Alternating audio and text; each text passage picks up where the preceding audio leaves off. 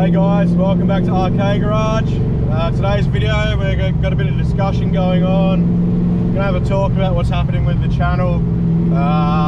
First of all, in case you guys weren't aware, I currently have EcoJet's motor for sale. So that's the bottom end, a Kari cam, has a set of lifters in it. That's about it really. It has a sump on it as well. Also have my complete T56 conversion for sale. So that's everything you'll need to manualise your car. And also I can sell that with an S1 sequential shifter, or that S1 shifter will be for sale on its own. So yeah, if you're interested in them, hit me up, we can talk prices. Hopefully I'm not yelling.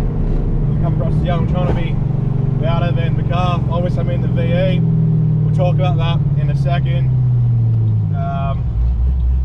Got to drive to a wholesaler and then driving to an old man's, got to do some electrical work there for him. But yeah, so I'm in the VE. Why? Well, obviously, I don't know if I talked about it in previous videos, but I broke the gearbox in the Ford, snapped the input shaft, and it's a 6-speed manual, not the auto. Apparently it's just as common in them. No traction.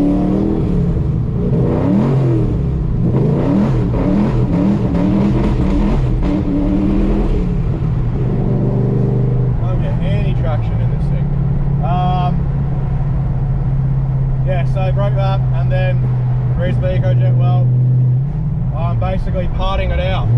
So like I said, everything's for sale. I've already sold the firing motor, the Kari heads, my valve train. I've sold a turbo. That's another thing, also the G42 for sale. Now you might be wondering, why is this? Am I getting a V16? No, I'm still in it. Just my stroke ability is going ahead. Those who missed out on the live stream or what I've talked about before, I am building a 4.2 litre billet stroker. The specs of it are essentially going to be almost identical to what's in Jet V6, except slightly better because we are upgrading a couple of things in it compared to what Jim's current setup has, even though Jim is upgrading. So once again, I'll still be behind the curve. That's fine though. But with that comes a bigger turbo.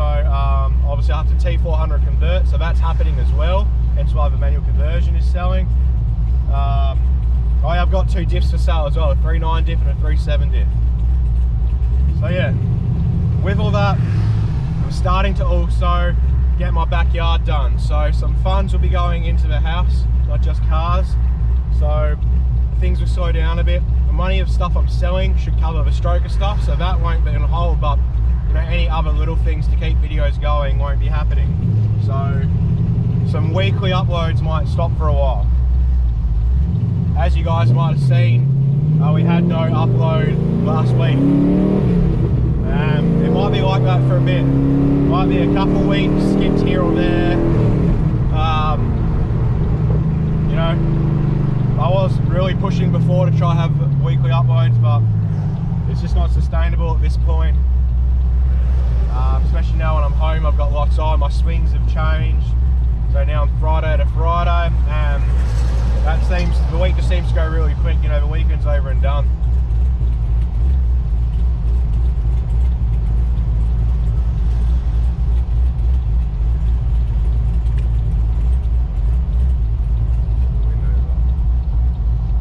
Yeah, so that's going to change a bit. There's a few things I'm going to be redoing on EcoJet. So a couple of wiring things inside. Obviously I've got to remove the gear display. I've got to wire in the T400 and all that. Some of that I'm not sure if I'm going to film and show me doing it, but I'll show it once it's done. There's no point, you guys have seen a ton of wiring, you don't need to see that stuff again. It'll just take me forever to do because I'll be setting up camera angles. Because I also want to be getting house stuff done, so minimum amount of time I could do with filming would be better. In case you guys weren't aware, when you film stuff, it easily takes 3 to 4 times as long to do a job, because you got to make sure the camera angles are right. You got to keep changing the camera angle. You got to make sure what you're doing can be seen. You just got to be a lot more conscious of it, and it really burns up time. So I'm going to try to not waste my time with that. But don't worry, we're still new content, we're still drifting. Next R&R, the Saturday Land Back, I've entered round 3 of the state title for the drift comp, so that's in the drift car. So I still haven't actually tuned that. Maybe tonight I'll get in and do a test pass and see. Otherwise I'm just going to have to be tuning it a bit in practice and pray I don't blow it up. Might just have to make it super rich to keep it safe. I don't have the liberty of driving on the street whenever I want because it's not registered. I do have access to a dyno, but that's not all the time. It has to be around their schedule, obviously. And then with the Ford down, I don't really have a tow car to get there when the missus is at work. So, yeah, back to what we're talking about. So, like I was saying, the stroker build is happening. It's starting to go forward. Some stuff's going on in the machine shop.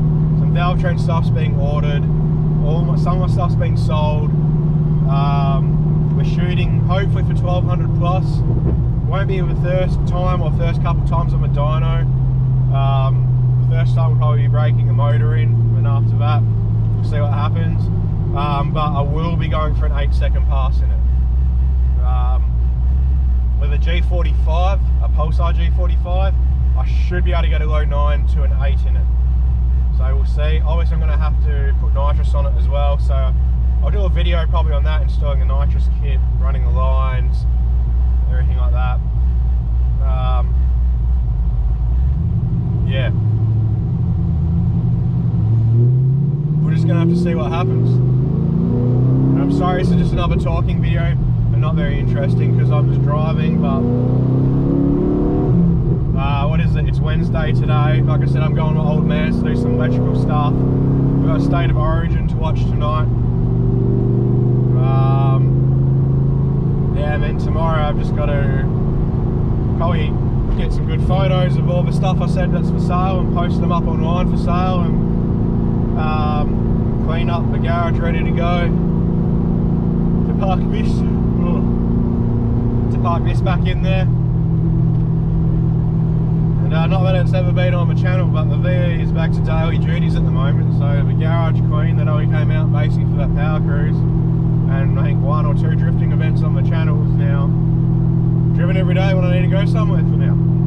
So poor thing doesn't know what's hit it. Yeah, so sorry once again, I'm trying to close out the 10-minute mark. What I might actually do here is I might just put in a video. I've been ending all my videos in tribute to Harry, one of my good friends, band member, and also my cousin's husband who passed away of cancer. So that, I don't think I'm ever going to stop. I will always pay tribute to him in that sense. But the other night, in my most recent band session, we brought out some GoPros to try to film some like promo content kind of thing. And I'll probably put up us playing Harry's song. His name was Harry, we kept his name, so I'm probably going to end the video with that. Yeah, if you don't like it, skip it. It doesn't sound the best because the bass guitar was pointing right at it, cymbals are really loud, etc, etc. Levels aren't perfect, but you know, instead of that other video, I'll change it up a bit to that. So I'm going to leave it here and leave it to you guys, and I will hopefully see you guys next week. We'll see if I get time to film something later today or tomorrow. As of now, it's about 9 minutes long. If you've been watching for over 10 and the music hasn't started, it's because I've edited it and remembered shit. So until then, as per usual, thank you for watching, thank you for liking, and thank you for subscribing, and I will hopefully see you guys very soon for another episode.